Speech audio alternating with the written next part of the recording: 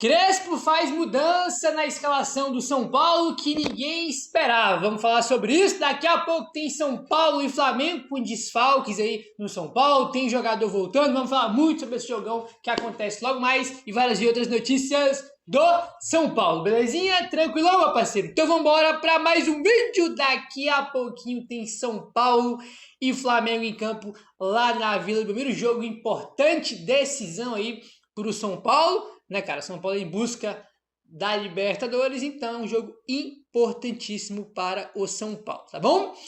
Seguinte, ó, vamos começar aqui falando do Lucas, tá? Uma informação aqui importante, informação de bastidor aí sobre o Lucas, que fez gol contra o Vasco, né? O gol de pênalti, o primeiro gol foi o Lucas que marcou. Aí, voltando a ser titular, cada vez ganhando mais ritmo, mais confiança, melhorando fisicamente, né, cara? Para ser aquele Lucas aí que a gente sempre viu, né?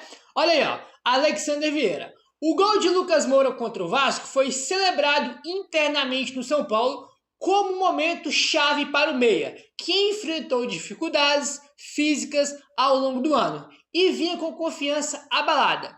O pênalti convertido contra o Vasco trouxe um alívio e renovou o otimismo sobre o seu papel nessa reta final de Campeonato Brasileiro. A comissão técnica acredita que o Lucas pode ser peça decisiva na busca por essa vaga na Libertadores, desde que sua minutagem seja administrada para evitar novos problemas musculares.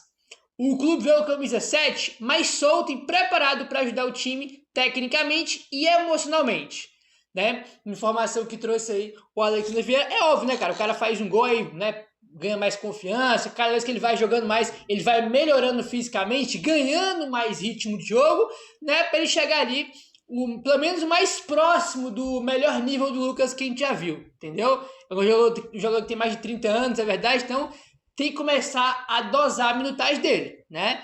Por exemplo, contra o Vasco, ele saiu, né, porque ele caiu no chão lá de cansaço, né? Aí no banco, por exemplo, ele teve que colocar gelo no joelho, entendeu? Então, tipo assim, hoje, por exemplo, é a questão, o Lucas começa hoje ou não começa? Porque ele vinha sendo titular, mas jogando uma vez por semana, né? Agora, por exemplo, a gente jogou domingo contra o Vasco e 2, 3 dias depois já é hoje o jogo contra o Flamengo, né? Aí tem um Bragantino já no sábado, né? Então imagine que ou ele começa no banco hoje ou então contra o Bragantino começa no banco, né? Para dosar essa minutagem dele, porque não pode abusar, senão daqui a pouco o cara estoura de novo, entendeu? E tem que tomar cuidado com isso ainda. Então é óbvio que ao decorrer que ele vai jogando mais jogos, mais minutos, vai pegando mais ritmo, melhorando fisicamente, né, cara? Quando ele volta, você vê que ele estava no nível muito abaixo, né? Além de técnico, também fisicamente, que é normal, porque ele ficou muitos meses aí parado sem jogar, então é algo completamente natural aí, a forma que ele voltou, né, cara? Você vê que ele tá cada vez aí, vai melhorando um pouco mais, e evidentemente que ele é, né, cara, assim, todo mundo da ponta dos cacos, ele é o melhor jogador do time, né? Acho que isso aí não tem muito debate aí não, né? Enfim. Bom, vamos seguindo aqui agora e vamos entrar no tema São Paulo e Flamengo, que temos muita coisa aqui para comentar com você. Vamos lá. São Paulo e Flamengo se enfrentam às 21h30, né? Às 9h30 da noite aí, no horário de Brasília, desta quarta-feira na Vila Belmiro. O jogo aí válido pela 32ª rodada do Campeonato Brasileiro. Tá? A transmissão de hoje, tá? Tem opções aí. Vai passar na Globo, TV aberta, na GE TV, né, que é o YouTube do GE, né, da Globo também, e o Premiere, pay-per-view, tá? Então tem YouTube, tem TV aberta, quem tem, né, pay-per-view também vai passar, então tem opções aí, né, para poder escolher onde vai acompanhar essa partida, né? O São Paulo vem aí de um melhor momento do São Paulo aí em muito tempo, né, porque a gente vem de 2 vitórias importantes aí contra Bahia e contra Vasco, ambos por 2-0, né? 2 vitórias importantes aí do São Paulo, tá? Aí, rapaz, aquele negócio, desfalque, irmão, tem um time inteiro no DM, né? Tem uns desfalques aí de machucados e tem 2 por suspensão, tá? Vamos lá, ó. Quem tá fora, né, os machucados? Rodriguinho, Luan, Oscar, Wendel, Leandro, Dineno, Caleri, Rian Francisco, André Silva, são os jogadores que estão fora aí, tá? Porque estão machucados. E temos 2 desfalques por suspensão, pelo terceiro cartão amarelo, que é o Enzo Dias e o Alan Franco. Os dois não jogam hoje porque estão suspensos e vão fazer falta, especificamente o Enzo Dias, porque assim, o Enzo Dias a gente tem um problema na ala esquerda. Inclusive, daqui a pouco a gente vai falar sobre isso mais um pouquinho, né? Sobre a questão da ala esquerda do São Paulo, que é uma preocupação para o jogo de hoje, já que não tem o Enzo e nem o Wendel, né? Enfim. Pendurados, rapaziada, a gente tem aí o Rafael, o Sabino, o Rodriguinho, que não vai jogar, né? Rodriguinho e Dinê, né? Então, esses dois que pode tirar porque eles não vão jogar. Então, Rafael e Sabino, né? Dos que vão entrar em campo hoje, Rafael e Sabino, se tomarem cartão hoje, ficam de fora contra o Bragantino, que é o jogo do final de semana, tá? Pensei que essa lista de pendurado do São Paulo estava maior, né? Aliás, estava, né? Até o último jogo estava, né? Que o Enzo Dias estava, o Alan Franco estava, né? Só que eles tomaram o cartão, então não jogam hoje, né? Então, evidentemente, estão fora aí dessa lista. Bom? Enfim, vamos lá, rapaziada. O negócio é o seguinte, quero comentar com vocês aqui o seguinte, ó. Antes de a gente falar sobre a escalação, bora falar sobre alguns jogadores específicos, tá? A gente tem aqui duas informações de que o Crespo pode improvisar, isso mesmo, improvisar na ala esquerda do São Paulo, que é a original, tem o Wendel e nem o Enzo. A Gabriel tem o Patrick, mas o Patrick não tem a confiança do Crespo, não. Essa que é a questão. Tá aí, ó. Primeiro, né, vamos ler aqui a primeira informação que o Gé trouxe, ó. Deixa eu pegar aqui. Informação que o Gé trouxe, que é o seguinte, ó. O Patrick seria naturalmente, né, o substituto ali do Enzo Dias, já que é o único jogador disponível da posição naquela lateral esquerda. Mas o Crespo pode surpreender com alguma improvisação. Foi a informação que o Gé trouxe, tá? Então, naturalmente seria o Patrick, mas o Crespo pode, né, buscar outra alternativa. Aí o que acontece? O Alexander Vieira traz aqui também algumas informações em relação, né, a essa possível improvisação na esquerda. Tá aqui, ó. A única opção de origem é o Patrick Lanza, mas o garoto ainda não possui total confiança do Crespo. Esse é um ponto importante. Se não apostar no jovem, o Crespo vai ter que improvisar. Cedric ou Mailton podem ser usados na esquerda. Tá? Então, possibilidades de improvisação na ala esquerda. Cedric ou o Mailton. O Cedric Soares já jogou na esquerda ao longo da carreira dele. Não é nenhuma novidade, não é nada mirabolante, não. Ele já jogou na carreira dele, né, ao longo da carreira dele, já jogou na lateral esquerda. A questão é, ele não joga desde o jogo contra o Palmeiras, se eu não me engano, né? Já tem muito tempo que ele não joga, né? Tem um tempinho já é um jogador com 30 e poucos anos, então, tipo assim, ele tá sem ritmo de jogo. Aí que tá, o que faz? Bota o Patrick Lanza, que é um garoto, mas assim, o cara não consegue entregar, não deslancha, não consegue se firmar, tem desconfiança de todo mundo, nem o próprio técnico tem uma confiança total nele, ou tu põe o Cedric que tá vindo de lesão.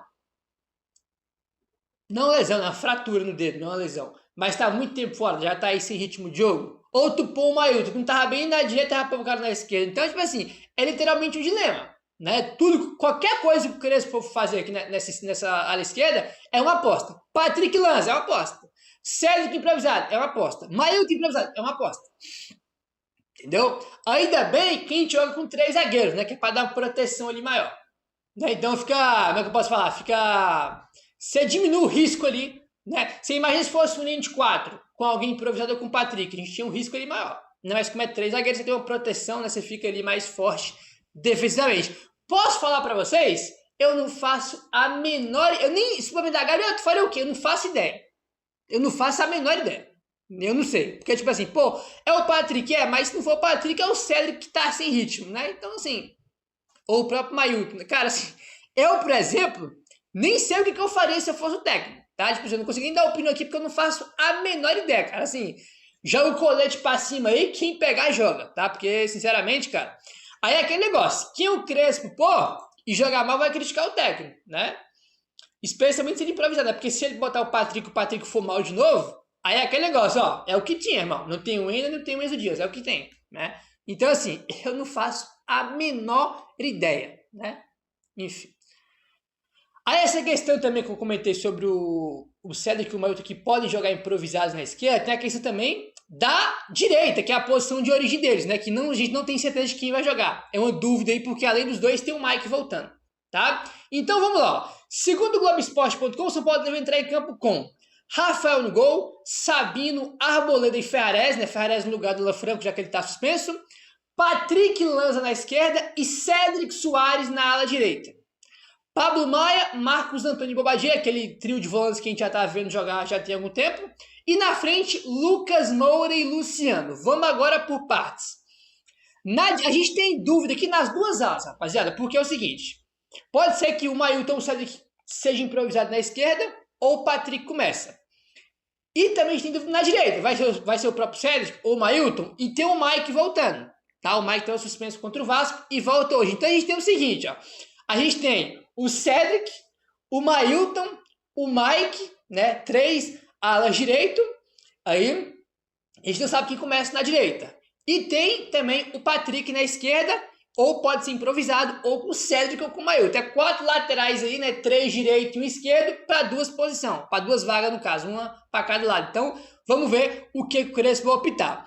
Na zaga, só o Alan Franco, que está suspenso entre o Ferrarese, normal. E na frente, Lucas, né, segundo o GE, permanece como titular, começando. E o Luciano volta para fazer a dupla de ataque com o Lucas. Lembrando que o Tapa jogou o último jogo contra o Vasco, porque o Luciano estava suspenso, né?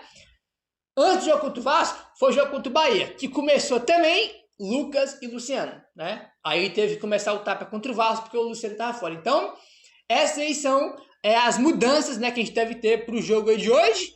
Lucas, Luciano, Ferreira, zaga. Cara, a dúvida mesmo que a gente não sabe é as alas, as duas, né, quem vai jogar. Porque são, como eu falei, são 4 laterais aí, como eu citei, para 2 vagas, né? E sendo que pode ter improvisação. Então, tipo assim, a dúvida mesmo é as alas aí do São Paulo, né? Vamos ver quem que o Crespo vai optar, mas pode ser que o Crespo, né, dê uma aprontada, dê uma inventada aí com improvisação na esquerda, tá bom? Enfim, quem apita o jogo, rapaziada, é o Rodrigo José Pereira de Lima de Pernambuco. É um árbitro jovem, tá? Um árbitro jovem aí, só que aquele negócio, eu acho que é muito jovem, tá?